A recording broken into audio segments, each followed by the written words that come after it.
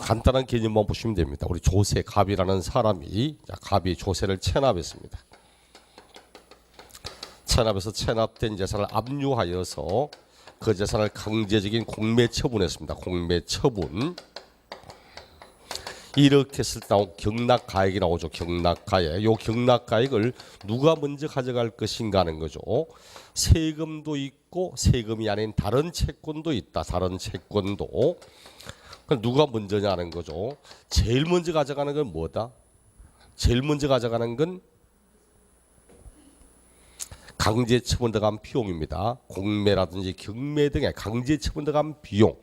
그 다음에 체납 처분비. 그 다음이 세금입니다. 세금.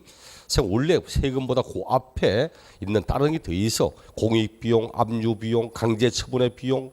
그도 아니면 뭐 조세 체납 처분 비용. 이게 원래 세금보다 앞이고 세금보다 뒤에 있습니다. 사실 우리가 지금 하는 건 그거 말고 조세와 일반적 채권과 관계를 이야기를 합니다. 원칙은 세금이 우선입니다. 원칙은 조세 우선권이에요. 조세 우선권. 세금이 우선하도록 하고 있습니다. 국세와 지방세가 있다. 누가 먼저죠? 국세가 먼저입니까? 지방세가 먼저입니까? 그런 거 없다고 그러죠. 국세와 지방세는 똑같은 내용이기 때문에 일단 뭐 국세보다 먼저 압류된 지방세 있다면 지방세가 먼저고 지방세보다 먼저 압류된 국세가 있으면 그때는 국세가 먼저고 이렇게 하는 거지. 그래서 우리 법은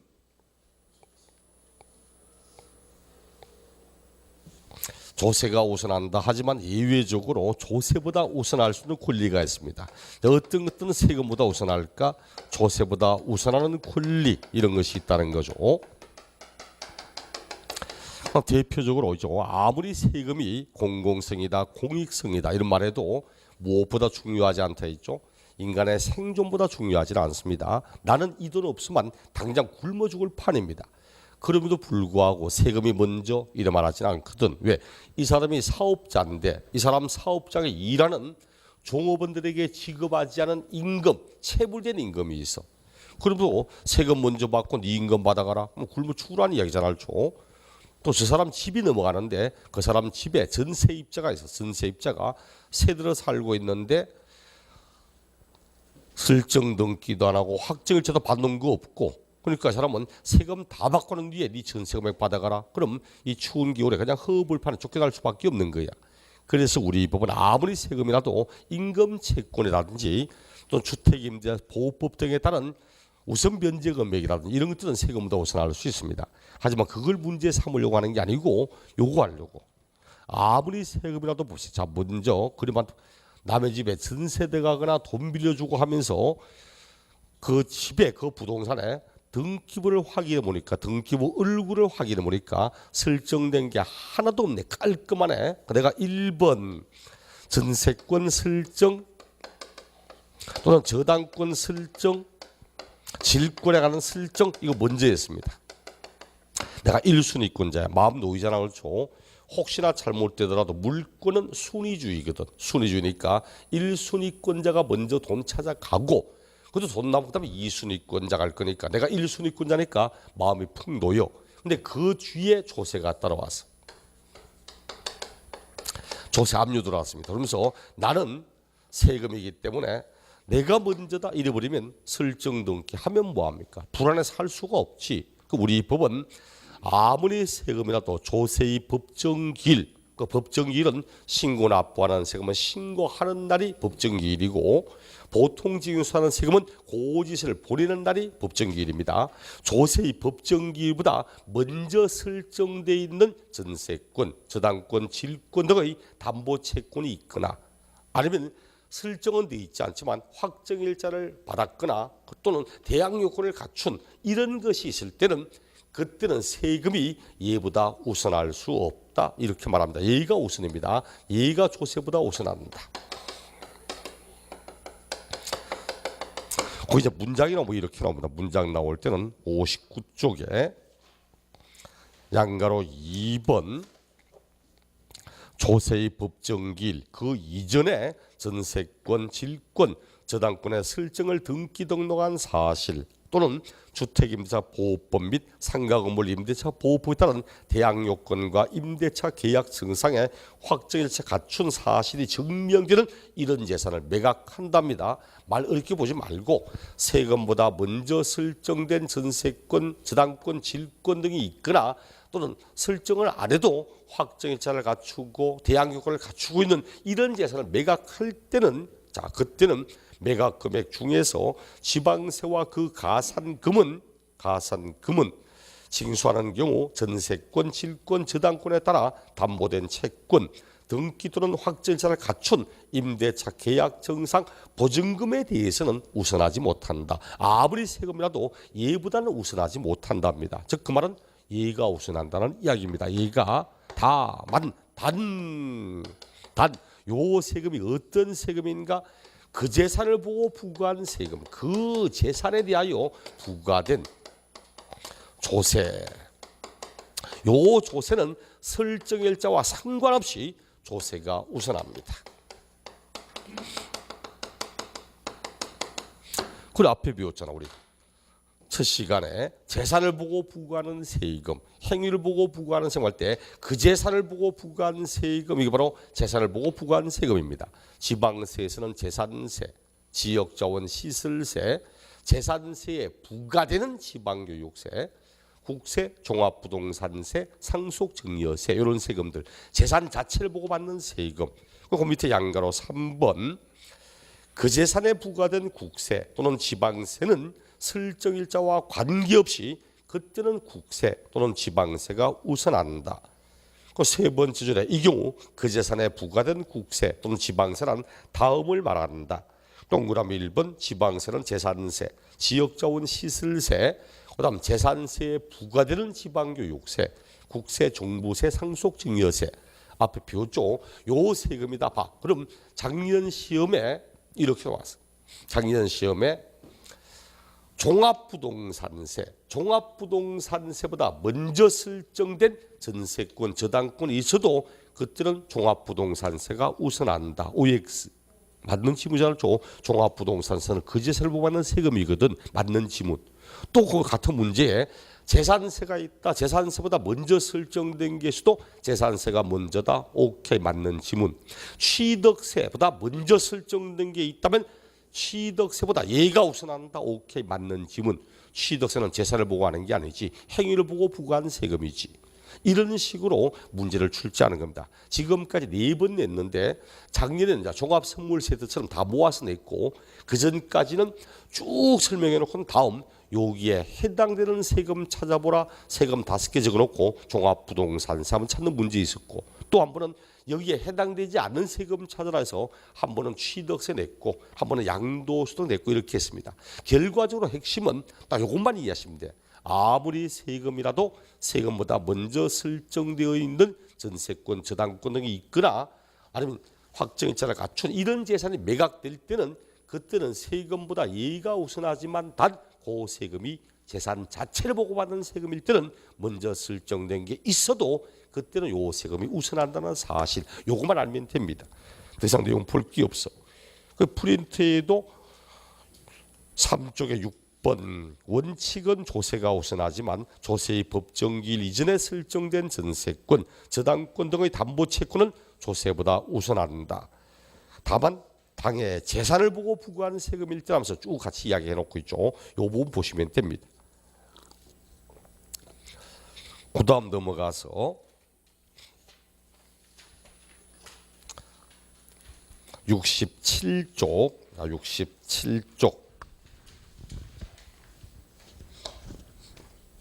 조세의 구제 제도나 구세의 구제 제도 역시 크게 중요한 거 아니죠.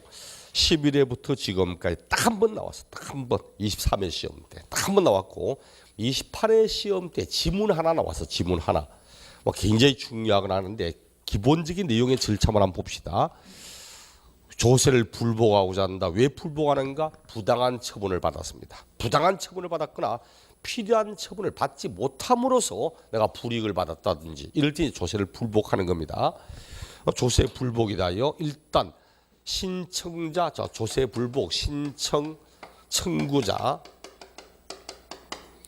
이 사람은 언제까지 등등 어떤 방식에 따라 있느냐 하니까 첫째는 이의 신청을 먼저 할 수 있습니다. 이의 신청.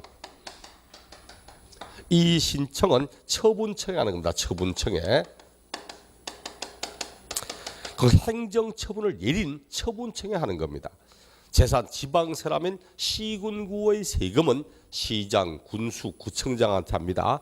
특광도의 세금은 특별시장, 광역시장, 도지사한테 합니다. 그리고 국세라면 관할 세무소 또는 지방국세청에 하면 됩니다. 여기 하니까 잘 안 받아주거든. 그럼 심사청구 들어갑니다. 심사청구.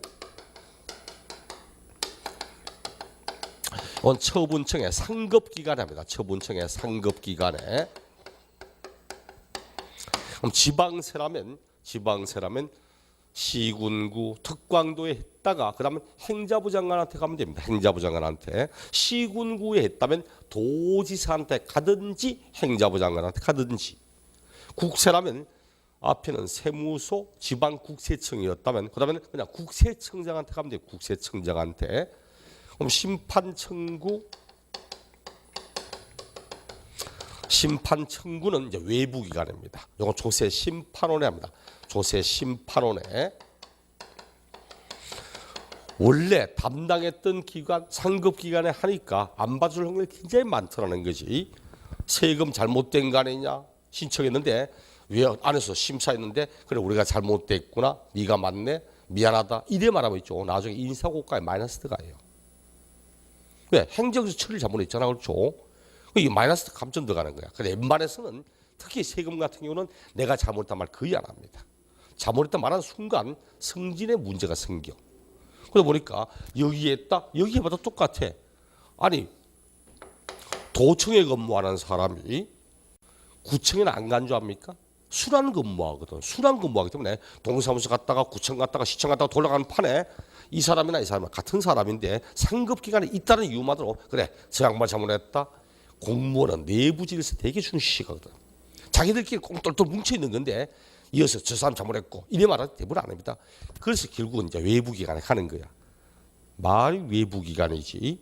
조세 심판원의 구성원들이 국세나 지방세 고 기관에서 10년 이상 근무한 사람으로 4급 이상의 공무원을 어쩌고저쩌고 합니다. 결국 여기 있던 사람이 일로 간 거야. 그나물의 그 밥이야. 다만 여기는 세무하고 관계없는 판사 출신, 검사 출신, 변호사 출신 갈 수 있습니다. 세무를 주된 업을 하고 있는 교수도 갈 수 있습니다. 조금 이제 외부적인 습격은 있어. 그도 마음에 안 들면 행정소송도 갑니다. 이럴 수도 있고 막바로 감사원 갈 수도 있습니다. 막바로 감사원 쫓아갔다가 감사원에서 막바로 행정소송 갈 수도 있습니다. 진짜 금액이 크면 있죠. 보통 이래 안 가고 감사원을 막바로 갑니다. 대부분이. 왜? 여기는 앞에 말했듯이 그나물의 그 밥이 대부분이 막 커넥션이 형성되어 있기 때문에 거의 마피아 성격이라서 그나물의 그 밥입니다. 특히 국세청 등등은 기획지정부 산하, 기획지정부 산하거든. 기획지정부를 뭐라 불러요? 모피아라고 부릅니다. 모피아라고. 자기들끼리 승리의식 가지면서 자기 똘똘 뭉쳐가 있다고 모피아라고 이야기합니다. 기획지정부 앞에 습격이 영어 시대 M자로 시작하거든. 그러니까 마피아를 따서 모피아라고 이야기를 합니다. 그만큼 자기들이 커넥션이 있었는데 아무 의미가 없다는 것이. 그래서 우리가 이 신청을 했다가 그 다음에 심사 청구를 하거나 심판 청구하거나 이렇게 할 수도 있고 이 신청을 거의 해봐야 안 봐줄 확률이 거의 90% 넘더라는 거야. 그 굳이 시간 끌며 할 필요 있냐 이거지. 그래서 우리 법은 이 신청하지 않고 막바로 심사 청구할 수도 있고 막바로 심판 청구할 수도 있고 이렇게 합니다. 그 다음에 이제 이런 식으로 갈 수도 있는 거야.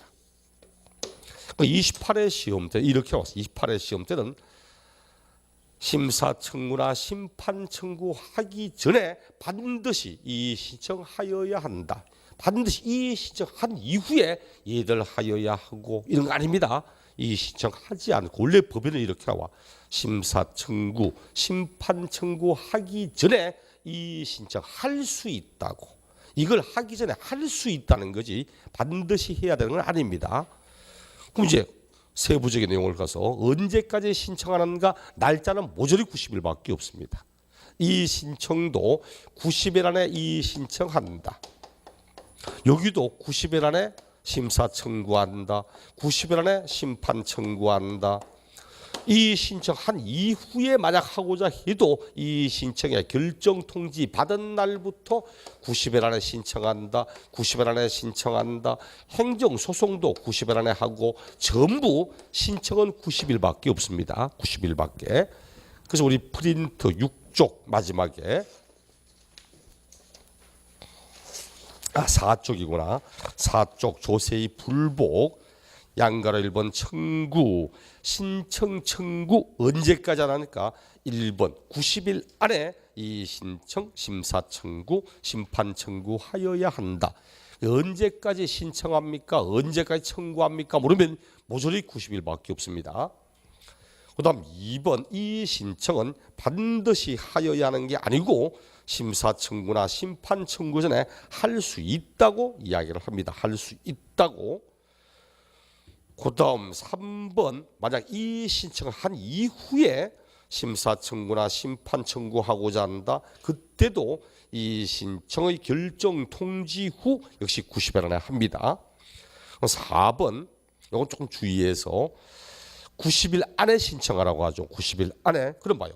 딱 정확히 90일 되는 날, 딱 정확히 90일 되는 날, 이날 신청했다. 가능하잖아, 그렇죠? 이날까지 하면 되거든. 근데 하필이면 요날 딱 마지막 날 우편 신청했어. 우편 신청하다 보니까 도달은 날짜 지나서 도달했습니다. 유효하다, 아무런 효력이 없다.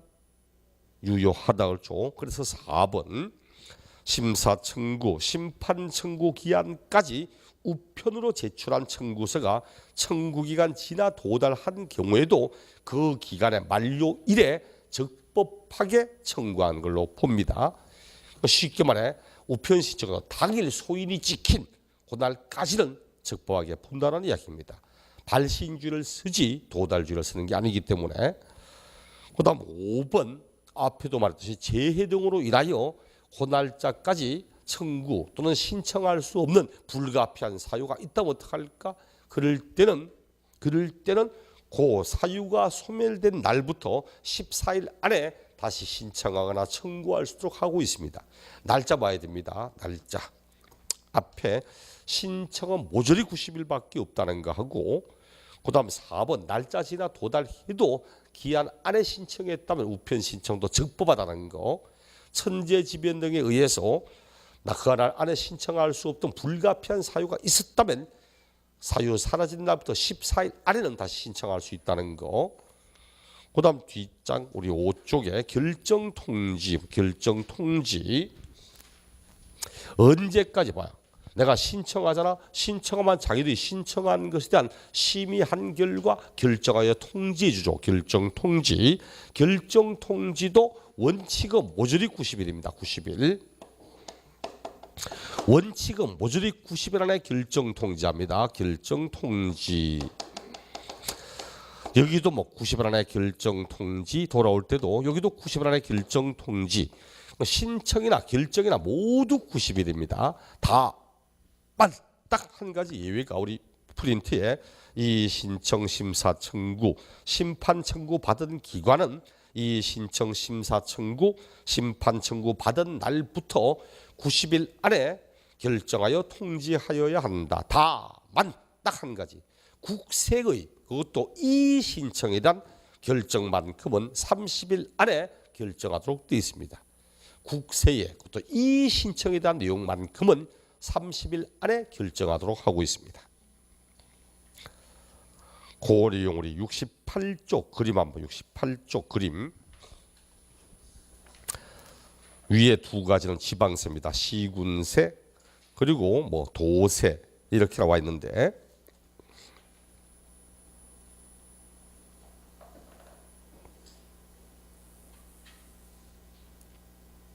솔직히 그림이 좀 엉망이라서 아니 도세도 지금 틀려서 도세도 틀려가지고 그림이 틀려서 지방세는 맞는 것 같은데 국세는 그림 틀렸네. 두 번째 불복청구 밑으로 가니까 먼저 이 신청은 도세니까 처분청 도세한테 했다가 심판청구는 조세 심판원에 가는 건 맞는데 위에 있는 그림 두 번째 심판 청구 또 나오죠. 그게 아니고 위에는 심사 청구입니다. 심사 청구고 요거는 행자부 장관한테 하는 겁니다. 행자부 장관한테. 두 번째 그림에 위에 칸에 이 신청 말고 위에 있는 칸에 90일 안에 위에 심판 청구하고 심사 이거는 심사 청구. 이때 심사 청구는 행자부 장관한테 90일 안에 이렇게 행자부 장관한테 하는 겁니다. 그 밑에 국세도 불복 청구인 90일 안에 이 신청하면 세무상 등은 90일 안에 결정이 아니고 30일 안에 결정입니다. 30일 안에 결정. 그림 보지 맙시다. 잘 쓴다. 자꾸 틀려가지고. 항상 봐. 요거 딱 프린트 있는 거. 원칙은 결정 통지도 모두 90일 안에 결정 통지해야 됩니다. 90일 안에. 다만 국세의 이 신청에 대한 결정 통지만큼은 30일 안에 하도록 되어 있습니다. 남들 다 90일인데 지원차 30일이면 튀는 놈이잖아. 그렇죠? 그러니까 지방세 문제 나오면 신청이나 결정 통지나 모조리 90일밖에 없어. 하지만 국세 문제 나오면 혹시나 신청은 다 90일이지만 결정 통지도 원칙은 90일이다. 단 이 신청에 대한 결정 통지만큼은 30일 이렇게 사용을 합니다. 그다음 3번 청구의 효력. 자, 요거 봅시다. 또 실판. 나는 세금 나왔는데 부당하게 많이 나온 것 같아. 잘못된 세금 같아. 자, 이 신청 들어갑니다. 마지막 날 딱에 90일 되는 날 우편 신청해봐. 그럼 일단 3달 끌어서 3달. 여기도 다시 3달 끌거든 90일 6개월입니다. 6개월. 그 다음에 또 심판 청구도가 또 3개월. 결정 통지 또 3개월. 이것만 해도 1년이야. 1년. 그 다음에 행정소송 들어갑니다. 소송 들어가는 순간부터 법관은 미뤄 조직이 시작합니다. 재판 계류되는 거 굉장히 많습니다. 세금 부과되는 게 매덕이고 몇십억이면 행정소송 들어가면 결정 빨리 줘요. 이거 사실. 소송도 금액에 따라 사건의 경중에 따라 틀립니다. 소송 먼저 접수로부터 판결 내는 거 아닙니다. 급한 사건부터 먼저 큰 사건부터 먼저 하지 자질구레한 거는 밀려도 큰 문제가 안 된다고 보고 뒤로 밀려버려요. 계류라고 합니다. 계류. 밀려버리고 정체돼 버립니다.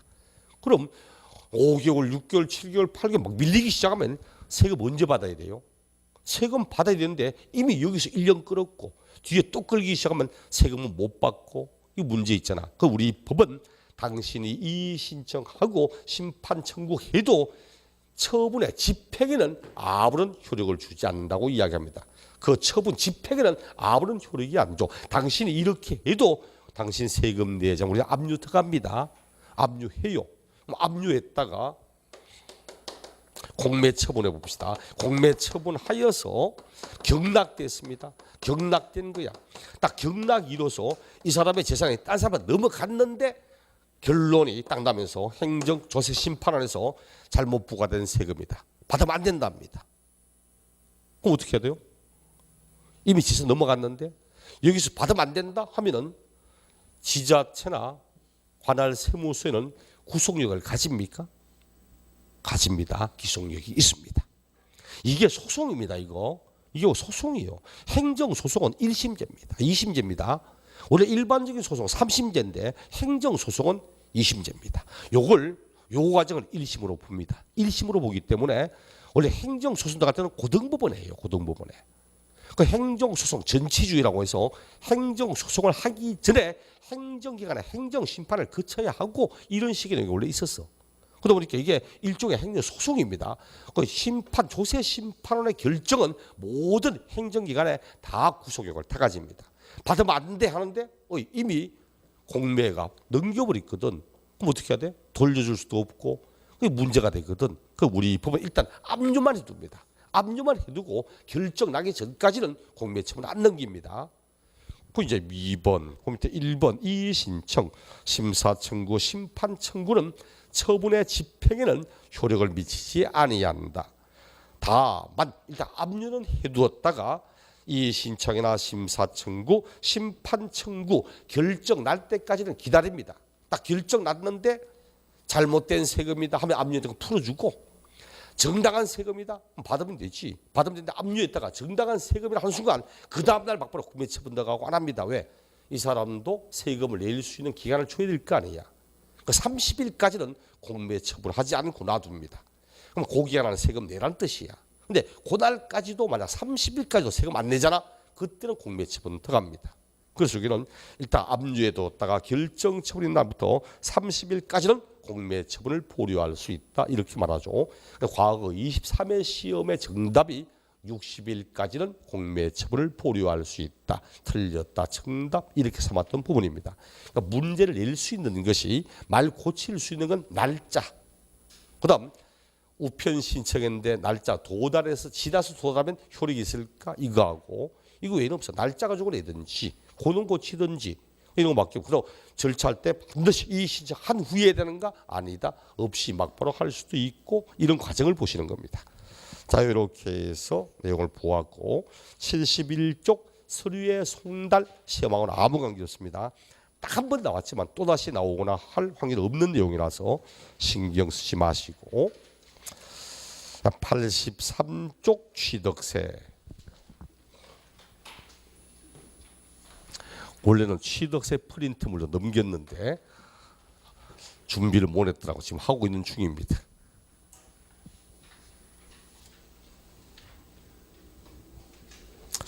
제가 좀 정신이 왔다 갔다 하는지 아시는 분, 제가 지난주에 여기 왔었습니다. 지난주에 여기 왔었습니다. 울산 숲인 줄 알고 여기인 줄 알고 딱 왔는데 9시 50분 40분 5분쯤 딱 들어왔는데 아니라는 거야. 울산이라는 거야. 그래서 할 수 없이 다 차를 거꾸로 돌려가지고 장유 아저씨 올려가지고 경부고속도로 빼가지고 울산 아저씨 빠져가지고 하고 들어갔습니다. 시간이 얼마 걸렸더라?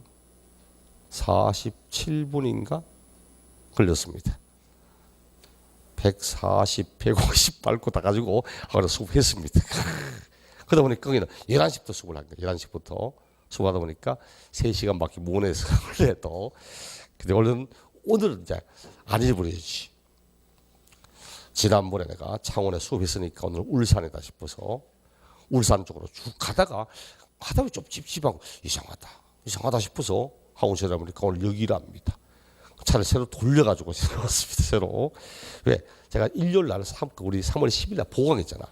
그걸 창원 한 걸로 생각해서 뭐 성원에 있으니까 오늘 울산에서 울산 가다가 차 새로 돌려왔습니다. 치매기가 드는 것 같아. 점점. 아이고. 한 번 시간표 뒤틀리고 보강하면 헷갈려가지고 오늘 있으면 다음 6이니까 창원에 있으니까 울산 간다고 가다가 중기에서 법사한테 원장한테 전화가지고 임생 나 지금 울산 가는 중인데 울산 맞냐고 하니까 잠시 전화 와가지고 창원입니다. 아이고 할 수 없이 또 한참 가다가 9시 10분에 차를 돌려가 울산으로 가다가 또 미친 듯이 밟고 지금 와가지고 또 마치 들어왔습니다. 어디야 저 울산 노포 지나가지고 덕계 쪽에서 차를 돌려가지고 까지. 근데 거기서는 전부 시내길이라서 덕천까지 전부 시내길이라서 거기서 한 20분 이상을 끌었어. 25분을 끌다가 딱 울리는 순간부터 여기까지 딱 12분 하고 오대. 12분 동안 미친 듯이 막 170, 180 받고 왔습니다. 이야, 오래 살겠다. 서스펜스에 스리대 익사이팅하게 끌어왔습니다. 가슴 답답하네 진짜. 취득세 봅시다. 취득세. 취득세나 세 문제 나오죠. 세 문제. 말이 내면 내기도 하고 그렇죠. 취득세는 세 문제에서 네 문제쯤 출제하고 있습니다. 보통은 거의 세 문제 내는 편들이죠. 취득세를 보기 위해서는 옛날 2010년 설명 잘 들읍시다. 2010년까지는 취득세가 있었고 그 다음 등록세가 있었고 면허세가 있었고 등록세는 등기 등록에 관한 세금인데 소유권 등기에 대한 내용이 있었고 소유권 외의 등기에 대한 내용이 있었고 이렇게 각각 있던 세금인데 2011년 들어오면서 2011년 들어오면서 취득세와 등록세 가운데 소유권 등기 요 두 가지를 통합하여 현재 취득세 이렇게 됐습니다. 지금 취득세는 종전에 있던 취득세와 등록세 가운데 소유권 등기를 통합한 게 취득세입니다. 그 옛날에는 취득세는 과세 물건을 취득했다고 하는 그 자체만을 보고 부과한 거고, 취득한 걸 등기할 때는 등록세 내고 있는데, 지금 취득세는 과세 물건을 취득하고 취득한 그 부동산 등을 등기하는 것까지를 합쳐서 취득세 이렇게 이야기를 합니다. 그 옛날에 통합되기 전에 취득세가 세율이 2%에서 통합되기 전에 세율이 원래 2%였습니다. 취득세는 통합되기 전에는 원래 기본 세율이 딱 2%야. 매매로 취득을 하든 상속을 받든 정려를 받든 농지를 취득하든 뭐 주택을 취득하든 상관없이 2% 받았습니다. 2%. 근데 등기 등록에 관한 소유권 등기 등록세 세율은 굉장히 다양했습니다. 원래. 그럼 봐. 지금 여러분이 취득사다가 세율 가운데 이런 세율 나올 겁니다. 세율 가운데 2%만 하겠다 이런 세율. 2%만 적용시키겠다는 세율이 있어. 이 말은 무슨 말이죠? 2%만 하겠다는 말은 소유권 등기란 요 세율은 적용하지 않겠다는 뜻입니다. 요 놈은 적용하지 않고 원래 있던 취득세만 적용하겠다 이런 뜻이야. 왜? 소유권 등기 대상이 아니기 때문에. 소유권 등기 대상 아니다. 실질적 재산은 취득했는데 증가됐는데 소유권 등기 대상 아닐 때는 2% 합니다. 또 표준세율, 취득세와 등록세를 합쳐서 구한 요 표준세율에다가 2% 빼버리겠다는 2% 빼버리겠다. 빼겠다는 말은 뭐죠? 합쳐서 구한 세율에 2% 뺀다면 요 놈은 과세 안 하겠다는 뜻입니다. 요 놈은 과세 안 하고 요 놈만 과세하겠다 이런 뜻이야. 이런 말뜻을 이해해야 됩니다. 특히 요거 세율의 특례, 요 세율은 말뜻을 이해하면 자동적으로 다 해결돼. 자꾸 막 외우려고 덤비다 보니까 말이 어려워 보이는 거지.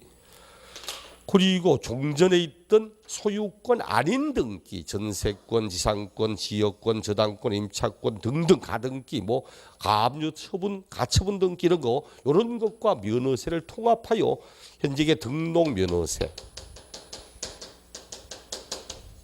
이렇게 말하고 요 놈을 끌고 와서 등록에 대한 등록 면허세, 등록에 대한 등록 면허세.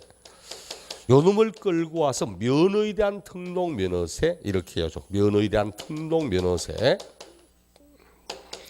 시험에 문제를 출제할 때는 등록에 대한 등록 면허세 이런 거 가지고 냅니다. 요 놈이 한 문제나 또는 두 문제쯤 이렇게 내고 있는 편들이고, 뭐 취득세는 어쨌든 뭐 우리가 배운 내용 가운데 제일 중요한 부분, 핵심적 부분들입니다.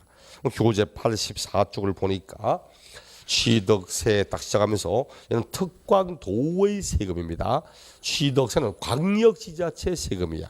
특별시, 광역시, 도가 주체가 되는 도세입니다.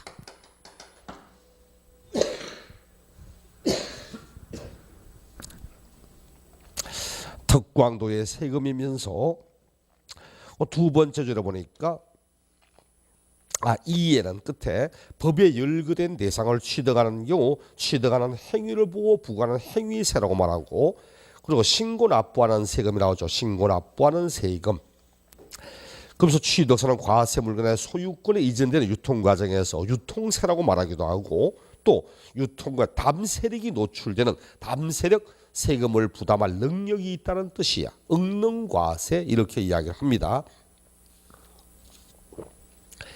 이 재산을 취득함으로써 가지고 있는 동안 수익이 발생할 거냐 이런 거 상관없이 그 재산을 취득하였다, 재산을 취득할 만큼 세금을 납부할 능력도 있겠네 하는 그 담세력에 착안하여 부과하는 세금 이렇게 이야기를 합니다. 응능과세라고 하고, 그 특징 그 밑에 박스 안에 보니까 원칙은 신고 납부지만 안 하면 예외적으로 보통징수할 수도 있고, 그 보통징수 밑에 박스에 필요한 부분은 쭉 보니까 4번 사실주의과세, 등기, 등록, 허가 등의 형식과는 관계없이 과세한다는 뜻입니다.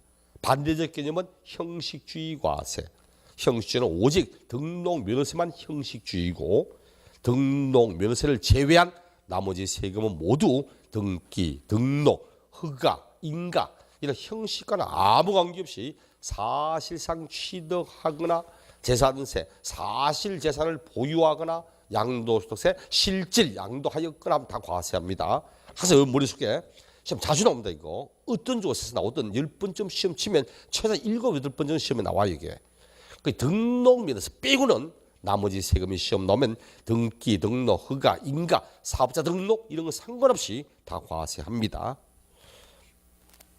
그 물세라고 있고 개별과세, 그리고 물세니까 납세지는 물건 소재지 따라가는 거고, 세율에는 절대 누진세 이런 거 나와서 안 된다는 이야기고, 과세 대상 물 어떤 대상을 취득하면 취득세가 부과되는지 하나하나의 내용을 다 따져가면서 내용을 볼 필요는 없습니다. 이것이 대상이다 아니다 정도만 알면 돼. 이것이 대상인지 아닌지만, 어떤 것을 대상으로 과세하는지, 대상 물건은 첫째 부동산 나오죠. 부동산, 토지 건축물, 토지 건축물. 우리 건축물 조금 더 상세해 볼까? 건축물은 건물, 그리고 건물 외에 시설물, 구축물,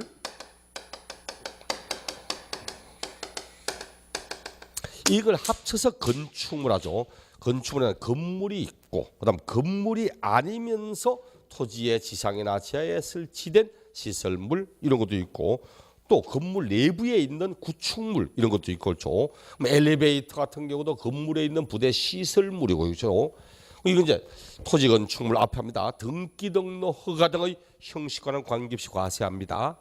그리고 원칙은 공부상에 사용되는, 공부상에 기재된 용도로 과세하는 게 아니고 실제로 사용되어지는 용도에 따라 세금을 부과하도록 하는 겁니다. 오피스텔은 공적 장부상에는 상업용인데, 내가 만약 이거 상업용으로 세를 주면 그냥 사업용 맞아.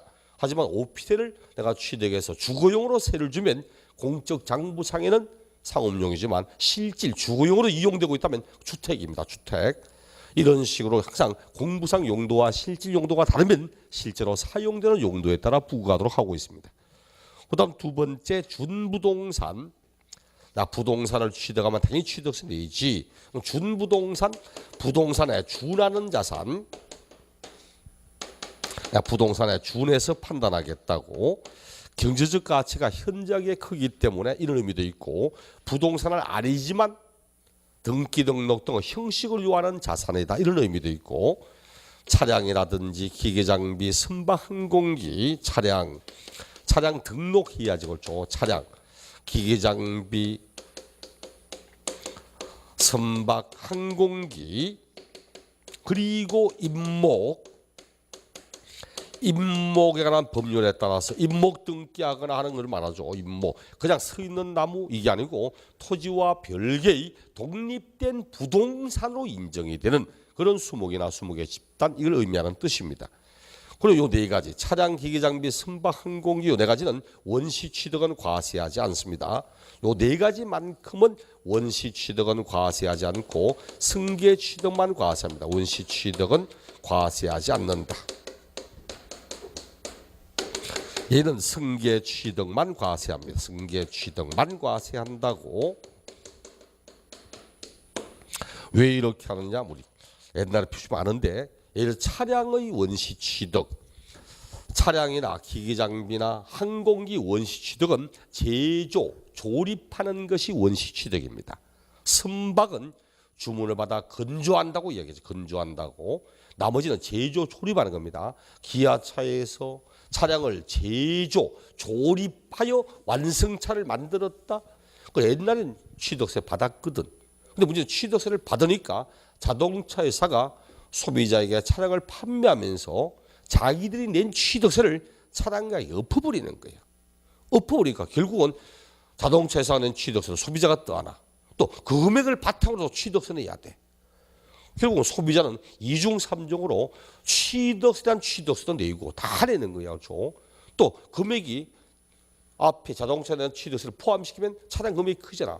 그럼 거기에다 우리 특소세 붙잖아. 특소세. 소형 차량 아니면 또 특소세 붙잖아. 또 그 금액을 받아서 특수가 내니까 결국은 전부 막 세금에 대한 세금에 대한 세금 다 따라가는 거야. 그래서 지금은 실소비자의 경제적 부담을 덜어주기 위해서 원시 취득은 과세하지 않고 소비자가 승계 취득할 때만 과세하는 방식 씁니다. 과거에 딱 한 번 시험에 요 네 가지는 원시 취득만 과세한다. 틀렸다. 정답. 원시 취득은 과세 안 하고 승계 취득만 과세합니다. 그럼 나머지 각종 권리 이런 거 말고 나머지 기타 권리를 취득할 때 부과합니다. 뭐 어떤 권리를 취득할 때 부과하는가? 광업권,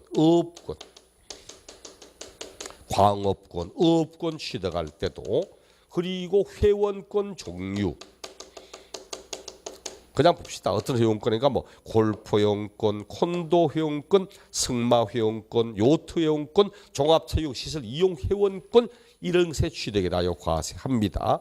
요 정도까지 하나하나의 의미를 다 알고 이럴 필요 없어. 이걸 가지고 한 문제를 내고 이럴 일도 없습니다. 나오면 지문 하나 쓴다 낼 건데 최근 나왔던 게 28회 지문이 취득세는 부동산에 준하는 자산 그리고 업권을 제외한 각종 권리를 취득하는 경우 부과하는 조세이다. 틀린 지문. 업권을 제외한 이래 말하면 안 돼. 업권 포함해서 광업권까지 이야기를 하는 겁니다. 이런 정도 선까지 보시면 되지. 뭐 교재 나오는 하나하나의 내용들 다 해야 되고 이런 거 하지는 않습니다.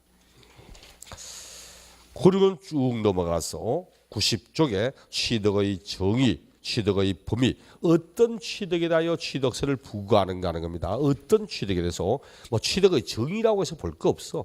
취득의 범위를 보면 다 나오기 때문에 취득세가 과세되는 취득의 형태,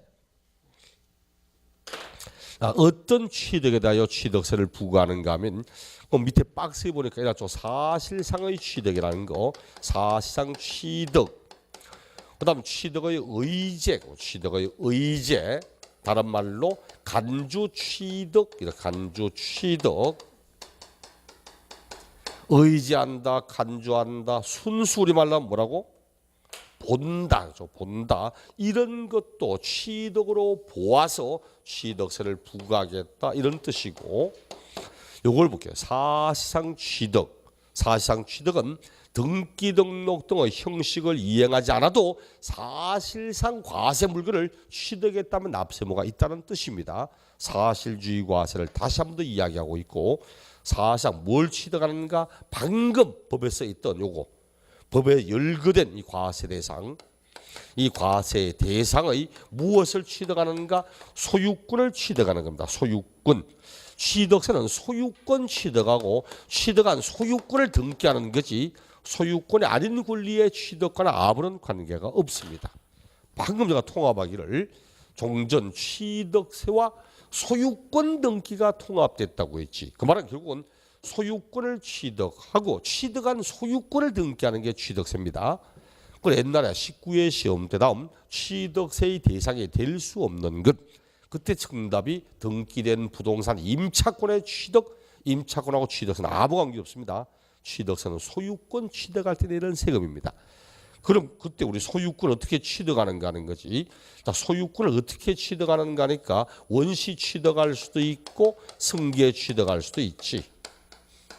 공유수면을 매립 간척할 수도 있고 건축물을 신축할 수도 있고 이것도 과세합니다. 그럼 며칠 전에 26회인가 7회 시험 때 취득세가 과세가 될 수 있는 걸 골라보라고 하면서 1번 공유수면을 매립 간척하여 토지를 원시 취득한 경우 당연히 과세됩니다. 니은 토지를 사실상 취득하였지만 등기하지 않은 경우 당연히 과세합니다. 사실주의, 등기 등록 허가 등의 형식과는 관계없이 과세하거든. 이런 지문들. 또 승계 취득은 이제 전 소유자의 권리로부터 나의 권리가 승계되는 거죠. 소유권 이전 등기하지. 원시 취득하면 소유권 보존 등기. 여러분 소유권 이전 등기. 근데 승계할 때도 타인에게 일정한 대가를 지급하고 승계할 수도 있고 아무런 대가를 주지 않고 승계할 수도 있지. 취득세는 매매라든지 교환이라든지 현물 출자 등의 유상 취득은 물론이고 상속이고 증여고 기부고 무상 출연이고 일체의 모든 취득을 다 과세합니다. 일체의 모든 취득을. 얘는 그거 말인데 취득세는 원시 취득, 승계 취득, 유상 취득, 무상 취득을 불문한 모든 취득을 다 과세하고 있다는 사실을 잊어보시면 됩니다. 15회 때는 상속으로 부동산을 취득하면 상속세가 부과되기 때문에 취득세는 부과되지 않는다. 틀렸다. 또 25회인가는 부동산을 교환하여 취득할 때는 취득세 부과하지 않는다. 틀렸다. 이런 것밖에 없어. 얘는 일체 모든 취득을 다 과세하거나 이거 말면 됩니다. 실질 문제가 주택에 출제되는 것은 취득의 의제, 간주 취득, 얘가 주된 의제입니다. 얘는 소유권 취득 아닙니다. 얘는 소유권 취득 아니야 이제. 소유권의 새로운 취득은 아닙니다. 얘는 없던 재산의 소유권을 새롭게 취득하는 거고 얘는 소유권 취득 아닙니다. 이미 기존에 가지고 있는 내 물건에 대하여 일정한 변경을 가하다 보니까 재산적 가치가 증가되더라는 것이. 그럼 증가한 만큼을 새로운 취득으로 보겠다 이런 뜻으로 쓰는 거지 이걸 소유권 취득이 아닙니다. 쓰면 상당히 자주 나오는 지문이죠. 이거 토지의 지목 변경. 토지의 지목을 사실상 변경했습니다. 토지의 지목을 변경하니까 가액이 증가되더라. 가액의 증가. 그 예를 들어서 밭을 가지고 있다. 밭을 가지고 있다가 이 밭이 건축 가능한 토지대로 지목이 바뀌었습니다. 대지로. 이래 바뀌면 밭이었던 지목이 대로 바뀌면 토지의 소유권 등기를 새로 해야 됩니까? 아니죠. 무슨 등기 하죠? 예? 이전 등기 무슨 이전 등기 토지의 지목 변경 등기하는 거지. 지목 변경 등기합니다. 근데 재산적 가치가 상승돼서 밭일 때는 1억짜리였는데 지목이 대가 되니까 3억이 돼서 그럼 3억을 새로 취득하는 겁니까? 아니잖아. 1억짜리를 가지고 있는데 3억짜리가 되면 정간 2억만큼을 새로 취득하는 거지. 이때는 정가한 가액을 바탕으로 합니다. 세금이 원칙적으로 앞으로 취득의 의제라면 과표는 정가한 가액으로 해요. 정가한 가액. 이걸 원칙적인 과표로 삼아 곱하기 세율. 잘 봅시다. 세율. 곱하기 세율. 분명히 실질적 재산 가치는 증가됐습니다. 소유권 등기하는 겁니까? 소유권 등기 아니잖아. 그렇죠? 그럼 쭉 따라니까 재산적 가치는 증가됐는데 소유권 등기 대상 아니잖아. 소유권 등기 대상 아닙니다. 소유권 등기 아니니까 이건 적용할 필요가 없고 그럼 원래 있던 취득세 2%만 부과하면 됩니다. 그러니까 여러분이 앞으로 취득의 의제라면 세율은 2%입니다. 2%. 소유권 등기 대상이 아니기 때문에 원래 있던 등록세 소유권 등기는 적용할 필요가 없고 통합되기 전에 원래 있던 취득세 세율만 적용하면 된다. 세율 2% 이렇게 쓰는 겁니다. 요 단골 지문 했죠. 시험에 굉장히 자주 나오는 단골 지문. 토지의 지목을 사실상 변경하여 가액이 증가되는 것도 이를 취득으로 보아 취득세를 부과하고 있다는 사실. 단골 지문이고 그다음 두 번째 건축물의 개수 등을 통해서 건축물의 개수라든지 이런 걸 통해서 가액이 증가된 것.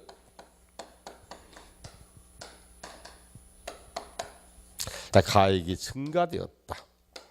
우리 건축물의 개수라는 것은 건축법상 대수선 한다든지 대수선 건축 시간 배웠죠? 건축물의 주요 구조, 뭐 벽이라든지 기둥이라든지 보라든지 등 이런 걸 손대는 거 말하고 또 현재 없던 시설물을 새로 설치하여 없던 시설물을 새로 설치하여 가액이 증가하는 것도 포함합니다. 대표적으로 엘리베이터 없는 건물에 엘리베이터 설치했다, 승강기를 새로 설치했다든지 이런 거. 그럼 엘리베이터 없는 건물에 엘리베이터 설치하면 건물 소유권 등기 새로 합니까?